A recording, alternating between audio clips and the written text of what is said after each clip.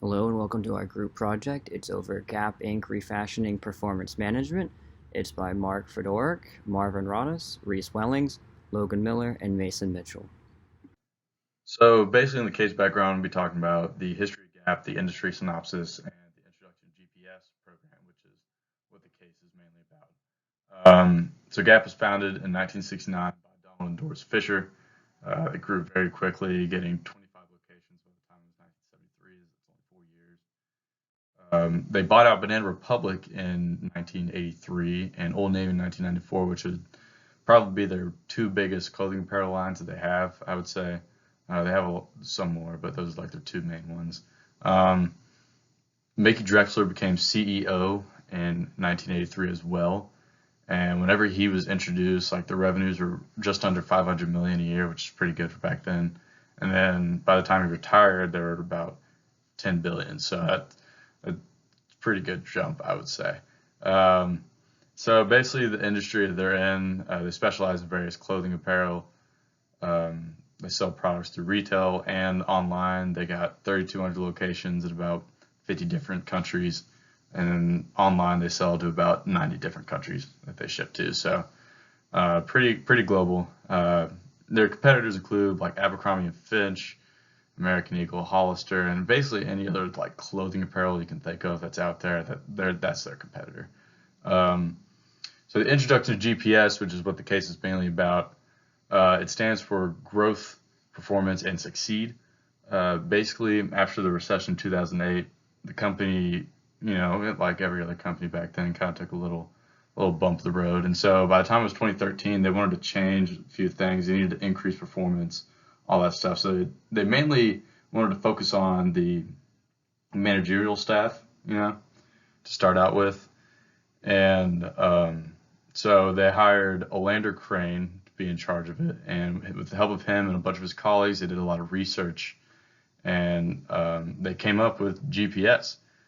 And its main thing is to affect the performance of the managers, but they also wondered, like, oh, is this going to affect the retail side, like the salesperson that they're under? And how would this affect like the HQ type employees, not like your middle managers, but like the HQ? And yeah, that's basically what we're going to be talking about.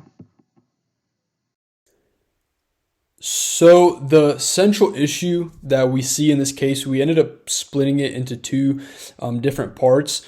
The first main issue being that Gap is presented with this challenge of creating a new performance management bonus system for their employees.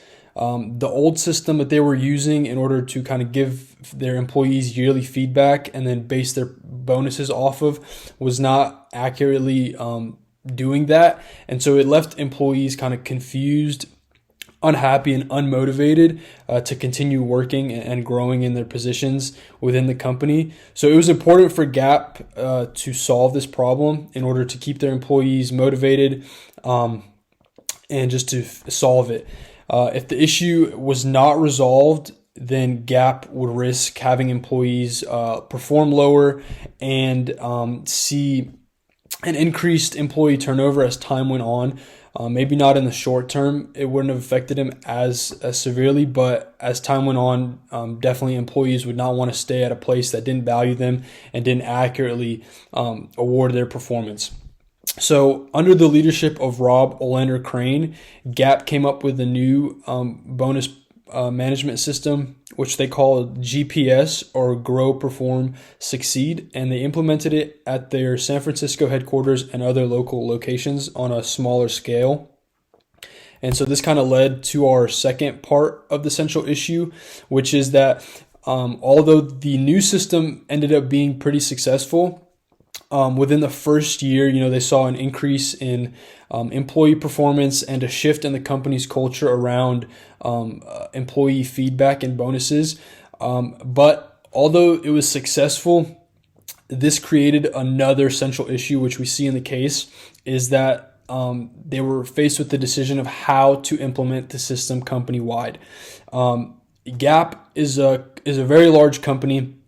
They have almost 3,300 stores around the world and 140,000 employees. So for a company of that size, really to make any type of large scale change is extremely difficult and has to be done in the proper way, or else there can be confusion that can take place and more harm than good can be done, especially in something as sensitive as giving employees feedback and the method in which they do it.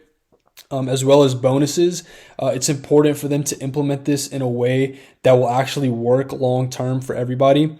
If they are kind of halfway in about implementing this and halfway out, or they don't fully execute it to the expectations of upper management, then it can turn out to be a mess. So for them, it was really important to implement it correctly.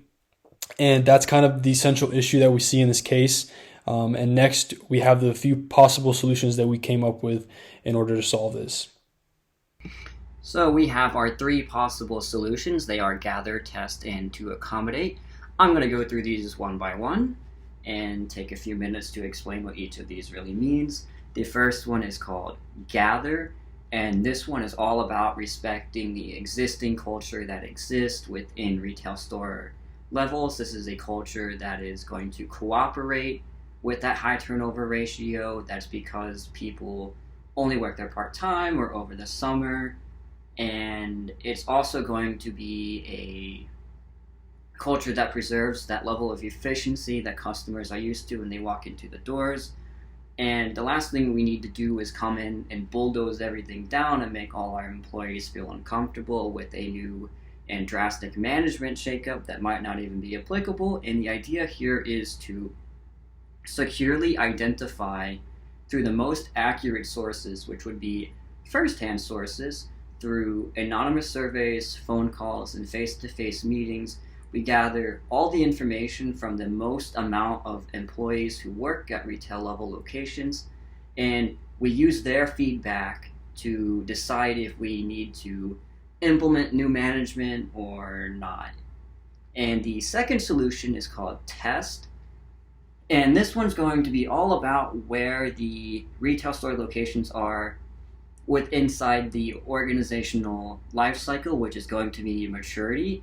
We can see that the next stage is decline, and ideally we want to prevent that, and that means we have to establish new competitive advantage. We've been in the industry for a long time.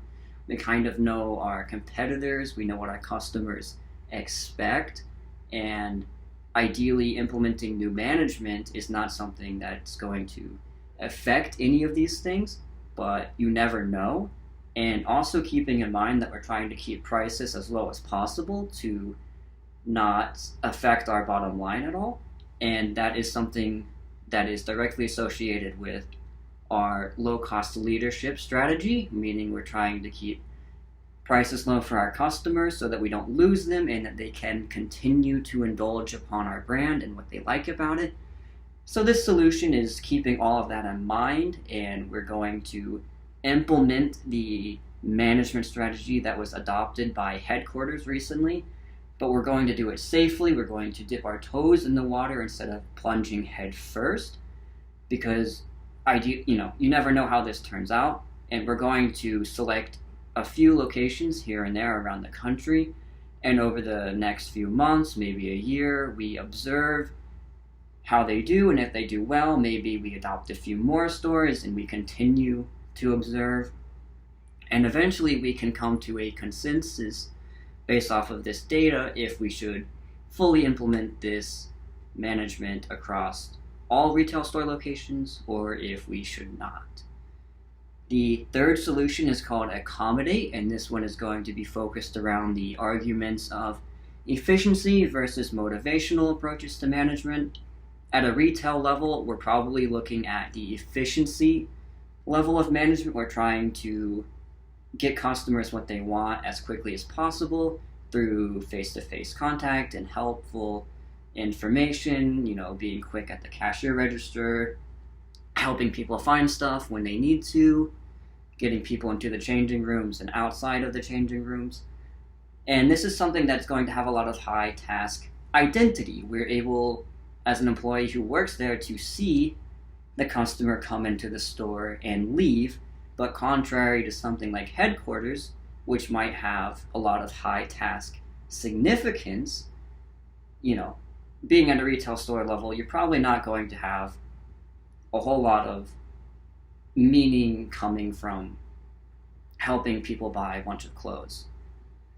And the idea here is to celebrate that task identity by offering a reward that goes hand in hand with that. That would increase motivation to be more helpful, more upbeat around customers. And the idea is to give them something they can put on their resume that would help showcase their performance, which would help further their careers, because we're talking about people who are maybe only at this location for not very long. Maybe they're only working part-time, maybe they're only working over the summer. So the article talks a lot about bonuses and how that is something that really people strive for at upper management and headquarter level positions, but that might not transfer directly here. So really we're going to accommodate the people who work at the retail store levels and give them something they could actually use as a reward to drive forward, because again, we're using the efficiency approach at a retail level, which means we're lacking motivation. And something else that could come out of this to kind of keep in line with motivation, getting that up, is more face-to-face meetings, or just meetings in general between employees and employers. And this could be really good in keeping with preventing discrimination and helping everyone feel like their voice is heard. And if an employee is confused about something, this is more of a opportunity to get to know their manager a bit more and be less afraid to ask questions going forward. So all of these solutions have cons, mostly being that this is going to take a lot of time to implement and to observe, but I think they also have a lot of good positives. All right. So as a team, we decided that the best possible solution would be to test a new program. The way this program will work is the program will be tested in a few select locations before deciding whether to implement the program company-wide. This will give us the company a chance to tweak or fix anything necessary to make the program work. Also, this will help save both time and money, because if the program does not work, then only those few select locations will be affected instead of more than 3,000 stores that Gap currently owns. Another reason we chose this solution was because testing the new system also helps identify any unforeseen problems the company may face. As a result, the company could then use this information that it gains to either improve the new system for or at the retail level, or just completely decide to drop the system altogether and move on to a completely different one if it doesn't work. This way, the company isn't going all in and just hoping that the system will automatically perform like it's supposed to. So why don't we go with the other solutions? Well, solution one, which was the idea of gathering information and ideas company-wide. To be honest with you, this solution would just be very time-consuming. It involves the company going through and gathering information and ideas from its employees, and then having to sit down, sort, just go through everything one by one to find possible solutions that have no guarantee of really even working. So in addition to that, if Gap has already spent the time, effort, and research in developing their new system and it's working, then why would you want to change that? And to be honest with you, there is clear evidence that the system is effective, because in the case study, it said that there was a massive drop in clients or in complaints by employees about their bonuses.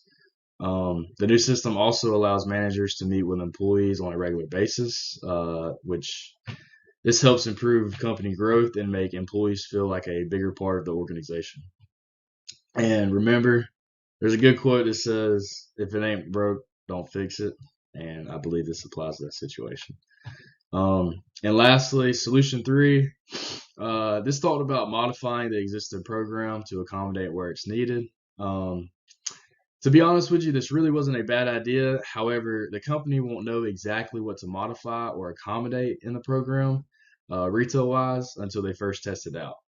I mean, The company is bound to run into some kind of issues because the original system was designed for upper management instead of the lower retail management. So honestly, it just doesn't make sense to accommodate the program without testing it first. Okay, so to conclude this case study, we learned from GAP's case that an effective feedback performance strategy is essential for company growth. That is, implementing a functional feedback system creates a workplace where giving and receiving honest feedback is taken as a growth opportunity instead of criticism on performance. It also creates an environment where managers and employees have a sense of purpose. In GAP's case, their effective feedback system included touch-base meetings, which increased communication between managers and employees by giving regular feedback. We also learned that a strong and fair bonus system can improve a company's performance by keeping employees satisfied with their bonuses. Allowing employees to understand how the bonus system works results in them feeling the fairness of the bonus given. In GAP's case, bonuses were given closely related to their performance. So the overall central message we'd like to share is that a company who strives to implement a fair and growth-oriented performance management bonus system is likely to see positive results within overall company performance. Thank you.